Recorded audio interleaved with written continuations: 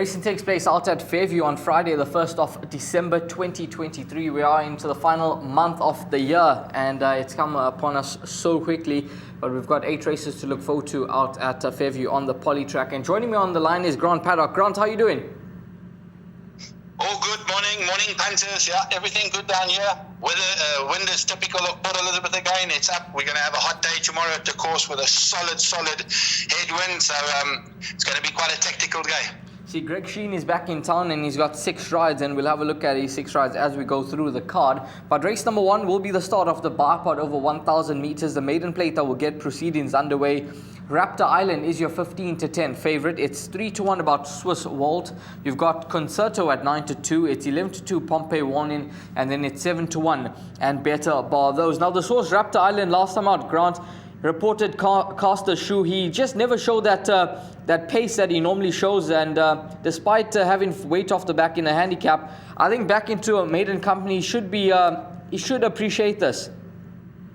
Yeah, 100%. Last run, put a line through it through the shoe. Very important in 1,000 meters to get that grip. Back into maiden company, draw 3, chase on now with a little bit more experience. It's got to be a massive runner. Swiss Walt, Pompey Warning, I see there's been a little bit of early money for him. I haven't heard anything on the ground, I must be honest, but they have got the apprentice on to take the 4 off. And then obviously Concerto. But I think Raptor Island's found the right race. I think he should win this race, and Swiss Walt with the blinkers added might chase him home. That's numbers 2 and 4 in race number 1 on the program. Moving along to race number 2, which will be the start of the place accumulator over 1,600 meters. And the second race, your favorite is Makachev at 16-10. Reach for the Stars trading at 33-10. Give Us a Smile at 5-1.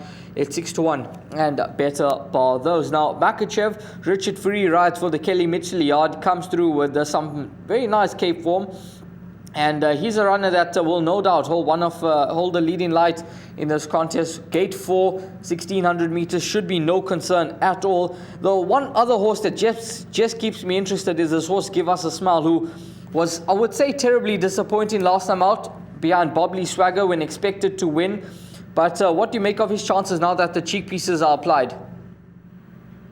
Yeah, it can be a definite positive. I obviously am strong in the camp of Makachev. Cape Town form is very good. I know Richard phoned for the ride, so he has ridden him before. So that's always a big positive. Danger, definitely Give Us a Smile. And the other Gavin Smith horse as well, Reach for the Stars, from a draw 1 with a 4 came on. I got a feeling they're going to try and pinch the race, but that might not suit because the conditions are strong headwind and hot track. So, yeah, I'm in the camp of Makachev with Give Us a Smile to chase him home, Reach for the Stars, and then probably US Open. Not an overly difficult race. I think the winner should come from either 5 or 6. Yeah, 5 and 6, and if it happens to be number 6, that is certainly a nice result for you at around 5-1 in the market. But Makachev, the one to beat. Move along to race number 3, which will be the start of the Pick 6, 1,600 meters a trip. This is an open maiden for fillies and mares.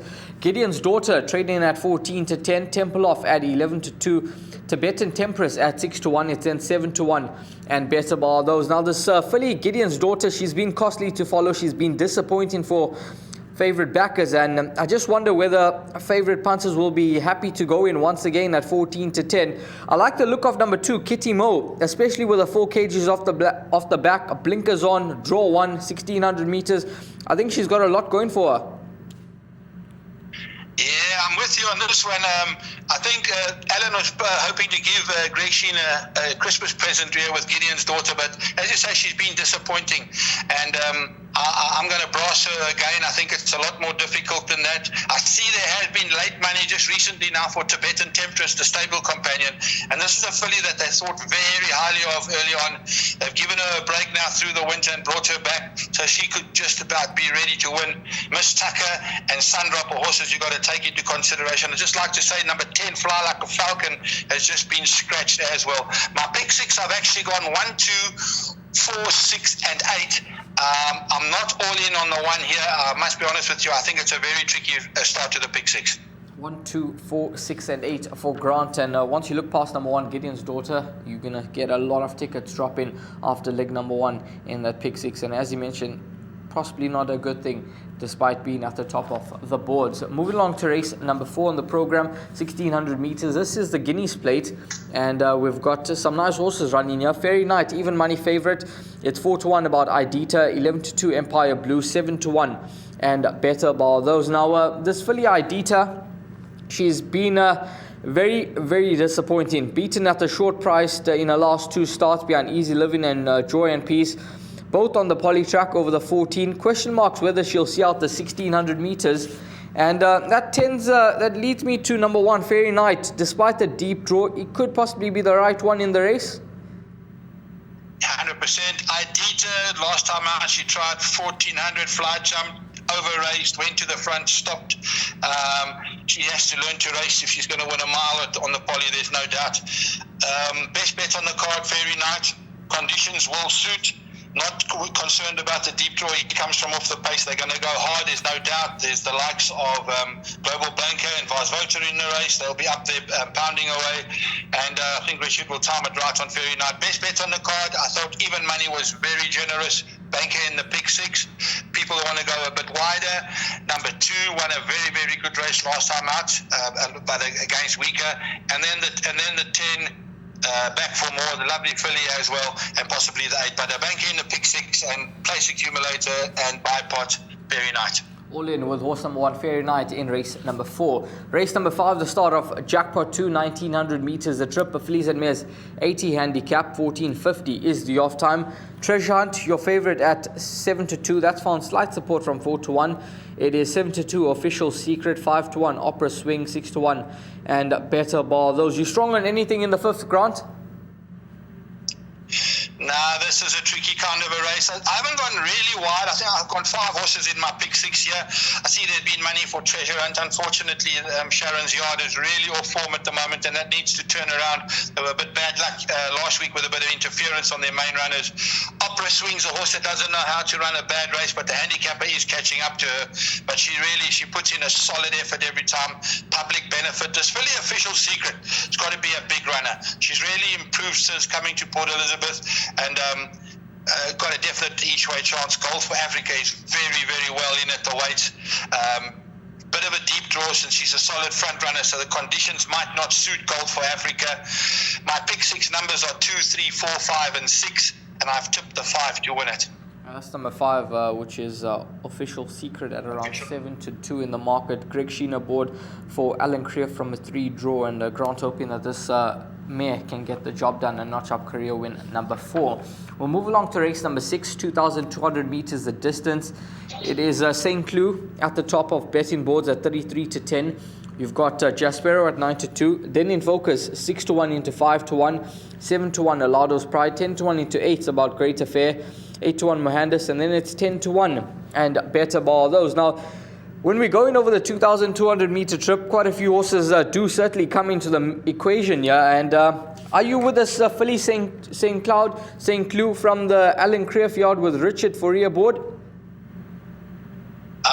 I have tipped her to run second. I've gone for Jaspero because he doesn't know how to run a bad race, course and distance suited. But I can tell you right now, this is a field race for the punters. Very, very, very difficult race. A horse like Then in Focus has got to be a big runner, trying the extra. Mingshi and Sassy with bottom weights that enjoy the trip very much so. Great Affairs in it. Field race in the pick 6 without a doubt. My bipods, I think I went 4 horses, 1, 2, 8 and 12. It really is a difficult race, and punters need to go as wide as possible. Yeah, just the look of it doesn't seem to be too straightforward, and field race, as you heard from Grant, so you can expect a bit of a result in the 6th race on the program, and a result is certainly what I'm sure many punters will be looking for. Race number 7, a Pinnacle Stakes for fillies and mares over 1,200 meters. 4 o'clock is the off time, and your favorite here is Golden Pacific at 12-10, 5-1 Bonnaroo, 7-1 Silver Rights, Esther, it's an 8-1 and Better Bar. Those now. Golden Pacific, 4 kgs off the back. It brings her into the race even more, and she becomes even better weighted now with this weight off the back. Grant, 1 draw, but as you mentioned, the conditions may not suit the front runners on the day. 100%. 100% correct, but she doesn't have to go to the front this filly. She went to the front last time because of the quality of the field. She won't have to go this time. Civil Rights will definitely be quicker than her. There is no doubt. The 4 kgs off her back is a massive, and that's probably, she's my second banker on the day. I think she'll be very, very hard to beat. She's well in. She's better off at Bonnaroo for a beating, and her challengers, Baubles and Beads, Esther, they are 1,000-meter horses. This is 1,200. Variety Breeze has got a place chance, there's no doubt. She's holding solid form, and she never runs a bad race. Nice galloping way too. But Golden Pacific should keep on winning, and she's my banker, my second banker on the day. Golden Pacific looking for 4 in a row, and she's certainly going to have every opportunity with 4 kgs off the back from barrier position 1. We move along to race number 8 on the program, 1,300 meters the distance. This is a classified stakes, and race 8 will close it all off on Friday, 16:35, your off time. Favorite part of choice at 16 to 10. It's 7 to 2 about Clap of Thunder, 9 to 2 UB Seeker, and then it's 7 to 1 and Better Bar. Those part of choice drop into the 1,300 meter trip from a deep draw. He seems to run his best races. Well, he seems to win races when he goes forward. But last time out, he showed a good turn of foot over the mile when running on strongly behind Storm Commander. So it clearly seems like they've got a bit of options with this 7-year-old son of Pathwalk. But he could possibly be vulnerable in this contest, or are you with him? Yeah, listen, he's a 7-year-old. You never know what you're going to get. You know, last time out he jumped slow, and they say he was unlucky to get beaten ahead. The previous start he went to the front on the poly, beat Timbavati River, who came out and won, I think, 2. So the form is definitely there. I like this horse, Clap of Thunder. I think he's a massive runner. Unfortunately, at second run after a rest, which probably going to put me just off him, probably run second or third. Ubusika won a very good race last time out, but could be better on grass. And then Fiery Duke never seems to run a bad race, but it looks like the 7-year-old should take the last in Path of Choice. I'm going to tip him to beat Fiery Duke, Clap of Thunder, and Ubusika. Those 4 will get you through the pick 6. The rest of the field is very shallow, and I don't think there is a concern for them. The winner should come from either 2, 3, 4, or 5. 2, 3, 4, 5 for Grant in the final race on the day, but he is with the 7-year-old son of Pathwalk, Path of Choice, so possibly notch up career win number 7. We're going to move along to the suggested bet now, and Grant will take us through his suggested bet for racing out at Fairview on Friday. Grant, take it away with your suggested bet. Thank you very much. My best bet, race 4, number 1, Fairy Night. My value bet, race 5, number 3, Opera Swing. And my suggested bet, which is the bipod, goes as follows. We're bankering 4 by 5, by 1, 2, and 4, by banker 1, by 3, 4, 5, by 1, 2, and 8 for 36 Rand. That's Grant's bipod, and it all begins in race number 1 on the program at 12:30. So get your bipod bets on. Grant, thanks very much for your time. All the best, and have a wonderful weekend. Take care. Thank you very much, and go well, and good luck to the punters tomorrow. Goodbye. Thanks very much to Grant, and all the best to you as a punter with racing out at Fairview on Friday. Hopefully it treats you well.